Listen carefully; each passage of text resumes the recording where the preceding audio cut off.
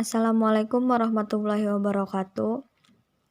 Kami dari kelompok 2 yang beranggotakan Melinda Nur Khalifah dengan nomor induk mahasiswa 1905111004. Selanjutnya yaitu Luciana 1905111008. Selanjutnya yaitu Miftah Fariz 1905111137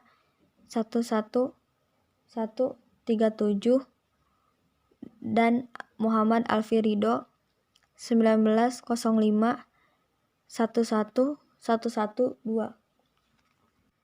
yang akan mempresentasikan variabel, konstanta, dan tipe data menggunakan operator mengenal blok percabangan, mengenal blok perulangan. Ke materi yang pertama, yaitu variabel. Variabel adalah sebuah tempat menyimpan sebuah nilai, sementara tipe data adalah jenis nilai yang akan tersimpan dalam variabel. Pada pelajaran matematika, kita sering menemukan X dan Y. X dan Y disebut dengan variabel karena tugasnya menyimpan nilai. Bagaimana cara membuat variabel pada bahasa pemrogramasi? Pertama, kita harus menuliskan tipe data lalu diikuti dengan nama variabelnya. Contoh, integer tinggi titik koma. Artinya, kita akan membuat variabel dengan nama tinggi dan tipe datanya adalah integer. Di setiap pembuatan variabel harus diakhiri dengan titik koma. Kita juga dapat mengisi langsung dengan nilai yang kita simpan. Contohnya, integer berat sama dengan 49 titik koma. Selanjutnya itu aturan penulisan variabel pada bahasa C. Ada beberapa aturan penulisan variabel yang harus kamu ketahui. Yang pertama adalah nama variabel tidak boleh didahului dengan simbol dan angka. Yang kedua, nama variabel tidak boleh menggunakan kata kunci yang sudah ada pada bahasa C. Contoh, if, integer, void, dan lain-lain. Yang ketiga, nama variabel bersifat case sensitif, artinya harus huruf besar dan kecil dibedakan. Contoh, nama dan nama adalah dua variabel yang berbeda. Yang keempat yaitu disarankan menggunakan underscore untuk nama variabel yang terdiri dari dua suku kata. Contoh, nama underscore lengkap. Selanjutnya yaitu contoh program dengan variabel. Jika kita menuliskan perintahnya di dalam notepad, maka akan hasilnya seperti ini jika sudah di-run. Selanjutnya yaitu konstanta.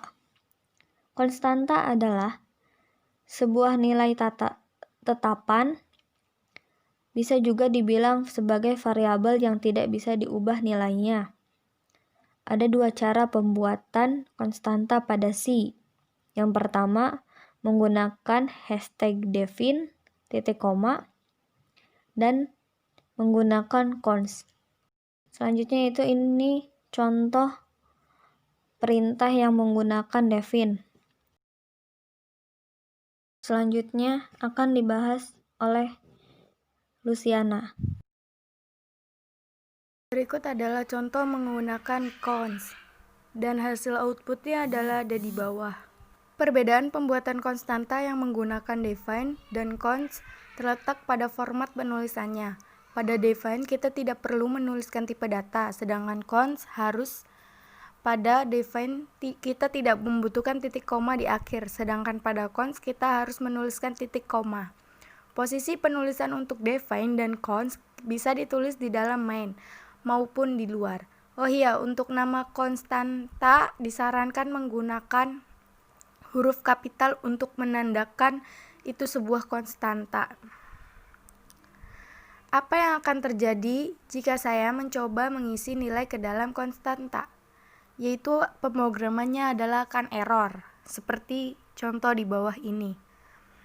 Apakah tipe data itu? Tipe data adalah jenis data.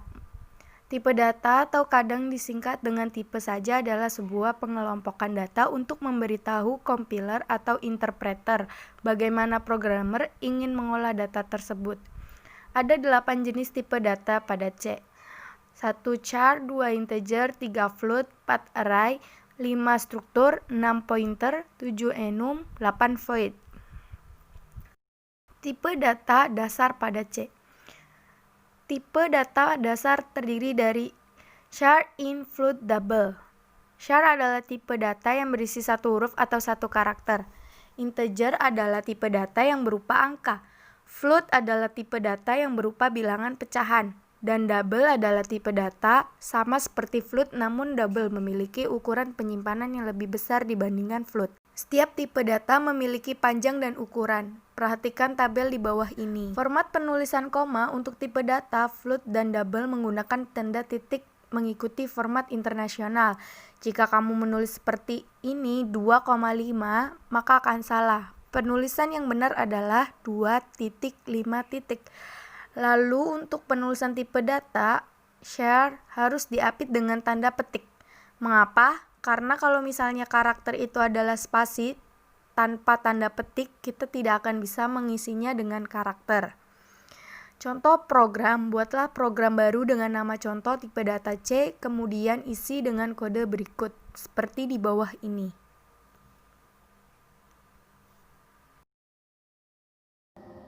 Koma 2F pada saat pencetak tipe data float dan double, kita bisa saja menggunakan format %F, akan tetapi akan dicetak dengan angka yang panjang. Misalkan hasil dari %F 178, di belakang koma ini terdapat banyak angka, lebih dari 2, sedangkan menggunakan %F, maka dari hasil %F sendiri di belakang koma terdapat 2 angka, dan sebelumnya F artinya 2 angka di belakang koma, berarti tidak menghasilkan banyak angka di belakang koma tersebut. Tipe data void adalah tipe data khusus untuk menyatakan tidak ada data. Apakah 0 sama dengan void? Maka jawabannya adalah tidak.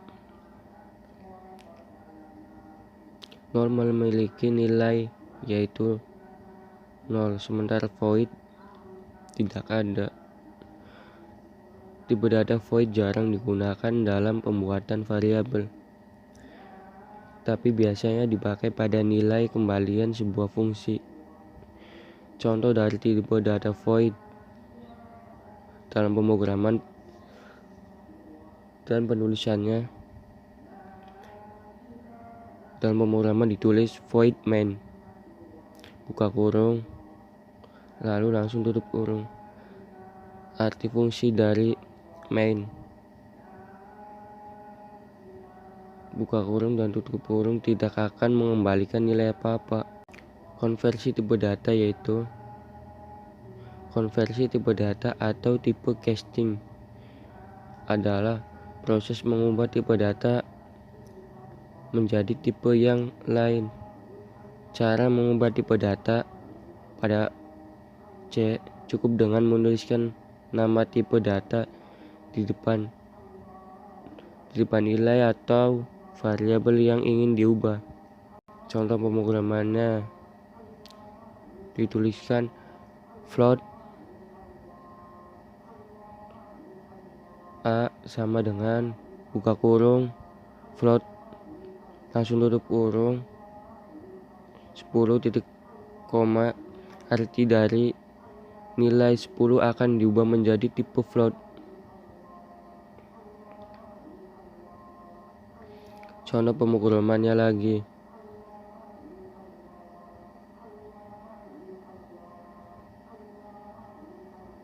Contoh pemrograman di atas.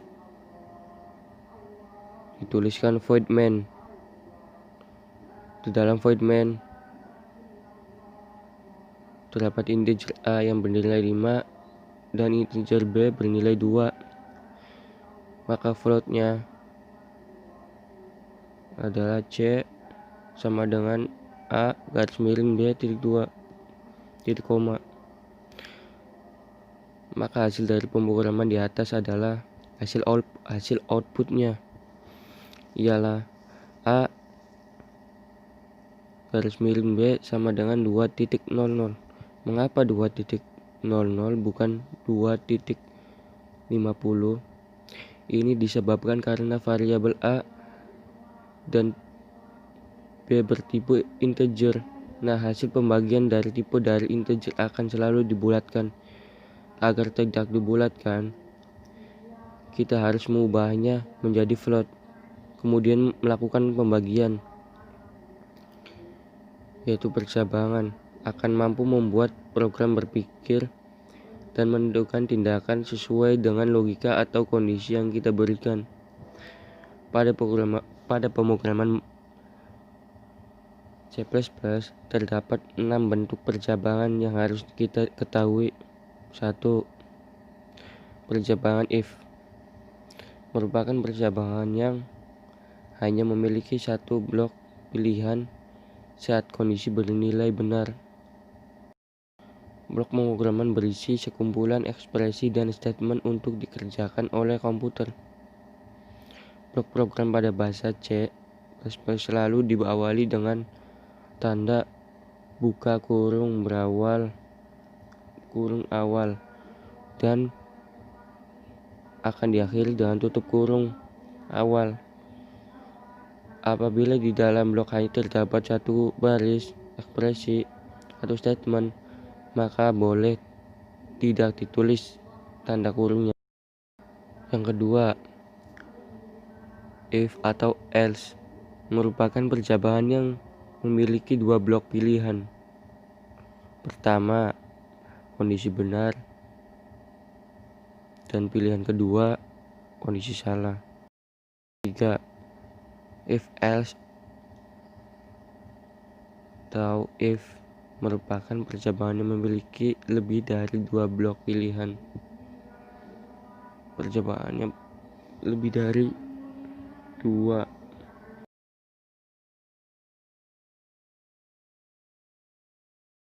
Yang keempat, percabangan switch atau case adalah bentuk lain dari percabangan if else. If strukturnya seperti pada tabel ini, memiliki banyak sekali percabangan. Kita dapat membuat blok kode case sebanyak yang diinginkan di dalam switch. Pada value, kita harus isi dengan nilai yang nanti akan dibandingkan dengan variabel. Setiap case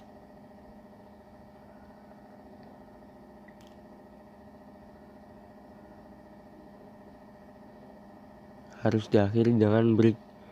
Khusus untuk default tidak perlu diakhiri dengan break karena dia terletak di bagian akhir. Pemberian break bertujuan agar si program berhenti mencetak cache berikutnya saat sebuah cache terpenuhi.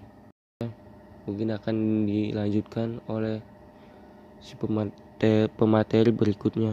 Baik, terima kasih. Baik, berikutnya yang keenam, percabangan bersarang, nested. Kita juga dapat membuat blok percabangan di dalam percabangan. Ini disebut percabangan dengan bersarang, nested if, seperti dalam contoh berikut dalam tabel. Berikutnya perulangan, counted loop. merupakan perulangan yang jelas dan sudah tentu banyak kali perulangannya. Sedangkan unstable loop merupakan perulangan yang tidak jelas berapa kali ia harus mengulang. Perulangan yang termasuk dalam counter loop, perulangan for, perulangan yang termasuk dalam unstable loop, perulangan while, perulangan duel. Yang pertama, blok perulangan for. Perulangan for merupakan perulangan yang termasuk dalam counter loop karena sudah jelas berapa kali ia akan mengulang. Kondisi ini akan menentukan hitungan akan dimulai dari 0 i sama dengan 0 kurung tutup titik koma. Hitungannya sampai berapa? Sampai i kurang dari 10. Lalu di setiap perulangan i akan bertambah plus 1. I plus variabel i pada perulangan for berfungsi untuk menyimpan nilai hitungan. Jadi setiap perulangan dilakukan nilai i akan selalu bertambah 1 karena kita menentukannya di bagian i plus. 2. Perulangan while pada C++. Perulangan while merupakan perulangan yang termasuk dalam perulangan unstable loop. Perulangan while juga dapat menjadi perulangan yang closed loop dengan memberikan constant di dalamnya. Di sana, perulangan akan terjadi selama variabel ulangi bernilai y. Lalu kita menggunakan fungsi scanf dalam tutup kurung untuk mengambil input. Selama kita menjawab y pada input, maka perulangan akan terus dilakukan. Tapi kalau kita jawab yang lain, maka perulangan akan dihentikan karena kondisi perulangan tidak terpenuhi. Perulangan duel pada C++. Perulangan duel sama seperti perulangan while. Perbedaannya, perulangan duel akan melakukan perulangan sebanyak 1 kali terlebih dahulu, lalu mengecek kondisi yang ada di dalam kurung while. Jadi perbedaannya, perulangan duel akan mengecek kondisi di belakang sesudah mengulang, sedangkan while akan mengecek kondisi di depan atau awal sebelum mengulang. Sekian presentasi dari kelompok kami. Apabila ada kesalahan mohon dimaafkan. Wassalamualaikum warahmatullahi wabarakatuh.